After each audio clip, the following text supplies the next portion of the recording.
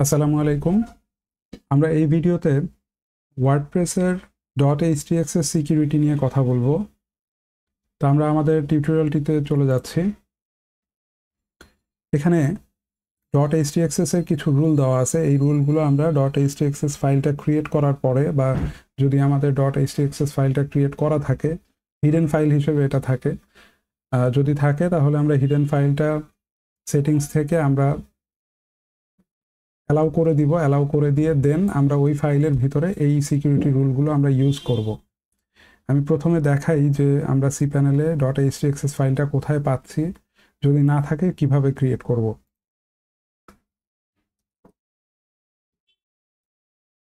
আমরা আমাদের ডোমেইনের সি প্যানেলে যাচ্ছি।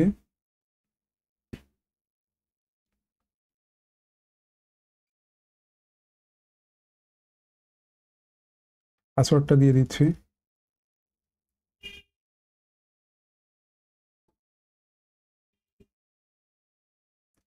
আমার পাসওয়ার্ডটা হয়তো বা ভুল হচ্ছে।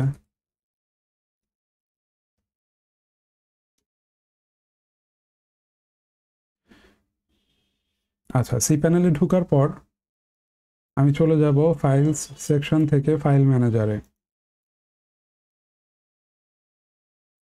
এখানে যাওয়ার পর যেহেতু bdboibitan.com এই ডোমেইনের মেইন ডোমেইনেই আমি .htx ফাইলটা ক্রিয়েট করতে চাচ্ছি, আমি এটার public_html এ চলে যাব।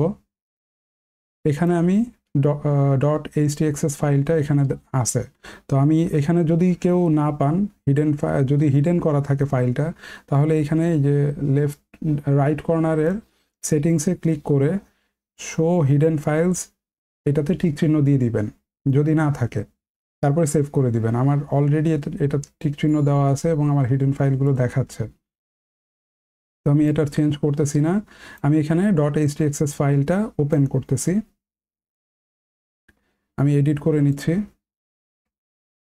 এটা হচ্ছে আমার .htx ফাইলটা। এখানে ওয়ার্ডপ্রেসের একটা বেসিক টেমপ্লেট দেওয়া আছে। আচ্ছা, এখন আমি আমার টিউটোরিয়ালটিতে আবার যাচ্ছি। এখানে আমি কি কি রুল এখানে ইনক্লুড করছি সেটা আমি একটু বলে যাচ্ছি। প্রথমে আমি যেটা করছি সেটা হচ্ছে ডিরেক্টরি ইন্ডেক্সিংটা আমি ডিসেবল করে দিছি, যেন আমার ফাইলগুলো বা আমার ডিরেক্টরিগুলো বাইরে থেকে কোনো হ্যাকার দেখতে না পারে। সেই জন্য আমি আমার ডিরেক্টরি ইন্ডেক্সিংটা অফ করে রাখছি। আপনারাও এটা অফ করে রাখবেন।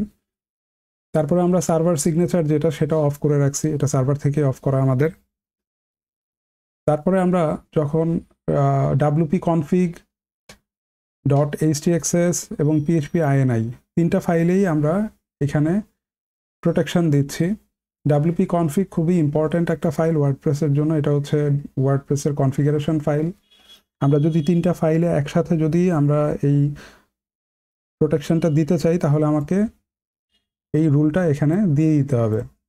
যদি আমরা একসাথে দিতে না চাই, তাহলে আমরা যেটা করতে পারি, শুধুমাত্র wp-config.php এই ফাইলটাতে যদি দিতে চাই, তাহলে আমি এইটা দিব। এবং শুধু .htx এ যদি আমি দিতে চাই, প্রোটেকশনটা দিতে চাই, তাহলে আমি এইটা দিব। আর যদি আমি সবগুলোতে একসাথে দিতে চাই, তাহলে আমাকে এটা দিলেই হয়ে যাবে। আচ্ছা, তাহলে এই ফাইলগুলোতে কেউ অ্যাক্সেস পাবে না। আচ্ছা, এরপরে যেটা, সেটা হচ্ছিল কি, আমি wp কন্টেন্ট এবং wp ইনক্লুড নামে কিন্তু একটা ডিরেক্টরি থাকে, দুইটা ডিরেক্টরি থাকে ওয়ার্ডপ্রেসের।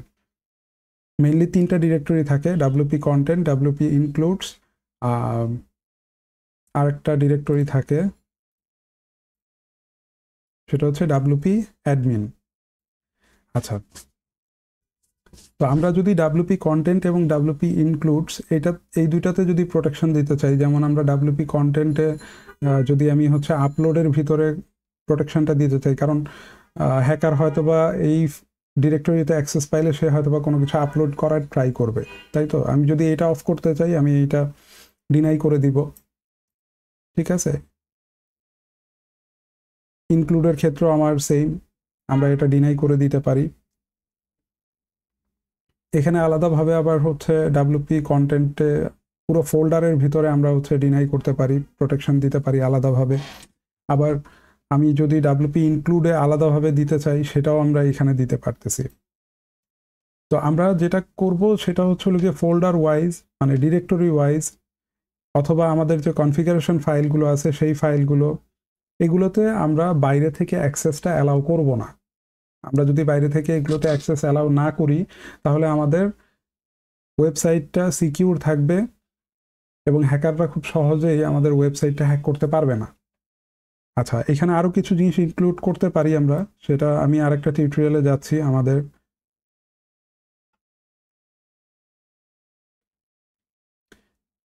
এখানে অলরেডি আমরা এগুলো দেখছি। যেটা আমরা দেখি নাই সেটা হচ্ছে আমরা WP লগইন যেই PHP স্ক্রিপ্টটা আছে, wp-login.php, এই নামেও একটা স্ক্রিপ্ট থাকে যেটা দিয়ে আসলে আমাদের লগইনটা হয় ড্যাশবোর্ডের। তো ওই লগইন ফাইলটাতেও যদি আমরা প্রোটেকশন দিতে চাই, আমরা এই প্রোটেকশনটা কিন্তু দিতে পারি। পাশাপাশি আমাদের XML RPC নামে একটা ফাইল থাকে, xml-rpc.php। এই ফাইলটা মেইনলি ব্রুট ফোর্স অ্যাটাকের জন্য ইউজ করে হ্যাকাররা, ব্রুট ফোর্স অ্যাটাক করার জন্য ইউজ করে। তো আমরা চাইলে এটাতেও আমরা একটা সিকিউরিটি দিয়ে দিতে পারি। আমরা এটাও আমাদের .htaccess ফাইলে আমরা ডিনাই করে দিতে পারি। ডিনাই করে দিলে আমাদের XML-RPC থেকে যে অ্যাটাকটা হয়, জেনারেট হয়, সেটা আমাদের হবে না। এবং এতটুকু আশ্বস্ত করতে পারি যে মোটামুটি ওয়ার্ডপ্রেস যারা ইউজ করে, ওয়ার্ডপ্রেস সাইট যারা ইউজ করে, বা যারা অনলাইনে ওয়ার্ডপ্রেস সাইট দিয়ে সাইট তৈরি করতেছে ডেভেলপাররা, যেটাই করে থাকুক, এই xml-rpc.php এই ফাইলটাতে কোনো কাজ থাকে বা এই ফাইলটা দিয়ে কোনো কাজ হয় এরকম আসলে পাওয়া যায় না, বা এরকম কেউ আসলে নাই যারা এই ফাইলটাতে কোনো ধরনের কোনো কাজ করে। তো এই ফাইলটা শুধু আমাদের মানে সিকিউরিটি এনহ্যান্স তো দূরের কথা, সিকিউরিটি আমাদের ব্লিচ করতে পারে। আমাদের হ্যাকার বাইরে থেকে এই ফাইলেই সবচেয়ে বেশি অ্যাটাকটা আমাদের সাধারণত আসে। তো আমরা, এবং ব্রুট ফোর্স অ্যাটাকটা এই ফাইলের মাধ্যমেই হয়, এই ফাইলের থ্রুতেই হয়। তো আমরা এই ফাইলটাকেও আমরা ডিনাই করে দিতে পারি সবার জন্য। তো এই হচ্ছিল কি আমাদের রুলগুলো। আমরা চাইলে এই রুলগুলো আমাদের ওয়ার্ডপ্রেস সাইটে অ্যাপ্লাই করতে পারি। আমি যদি অ্যাপ্লাই করি সেক্ষেত্রে জাস্ট সিম্পলি আমি কপি করে নিচ্ছি। কপি করে নিয়ে আমার যেহেতু সাইট আছে, এখানে আমি যেটা করব, আমি হচ্ছে পেস্ট করে দিব। আমি এখানে পেস্ট করে দিলাম। আমার এই সবগুলো রুল আমার এই ওয়েবসাইটের জন্য কাজ করবে। এখন বিষয়টা হচ্ছে, যেই রুলগুলো আমাদের দরকার সেই রুলগুলোই আমরা রাখবো, যেই রুলগুলো আমাদের ওয়েবসাইটের পারফরমেন্সকে হ্যাম্পার করে বা ওয়েবসাইটের কোনো ফাংশনালিটিতে প্রবলেম ক্রিয়েট করে, সেটা আমরা হয়তো বা বাদ দিয়ে দিতে পারি। এটা আমাদেরকে বুঝে শুনে করতে হবে। তো আমাদের এই রুলগুলোই রাখতে হবে জিনিসটা এরকম না, আমরা কমও রাখতে পারি, অথবা এর চেয়েও কিন্তু অনেক বেশি রুল আমাদের ওয়েবসাইটে অ্যাপ্লাই করা হইতে পারে, অ্যাপ্লাই করতে হইতে পারে। এর বাইরেও কিন্তু অনেক রুল আছে। আপনারা যখন গুগলে সার্চ করে পড়বেন .htaccess সিকিউরিটি রুলসগুলো, ফায়ারওয়াল রুলসগুলো চেক করবেন, এর বাইরেও অনেক রুল পাবেন আপনারা। সেই রুলগুলো আপনারা অ্যাপ্লাই করে দেখতে পারেন। এখানে বেসিক কিছু রুল দেওয়া আছে যেগুলো না হইলেই নয়।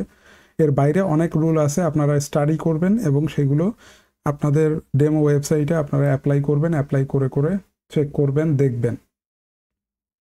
তো এই ছিল মোটামুটি আমাদের htaccess ফাইল দিয়ে যতটুকু প্রোটেকশন আমরা দিতে পারতেছি বেসিক ওয়েতে, সেটা আমরা এখানে দেখালাম।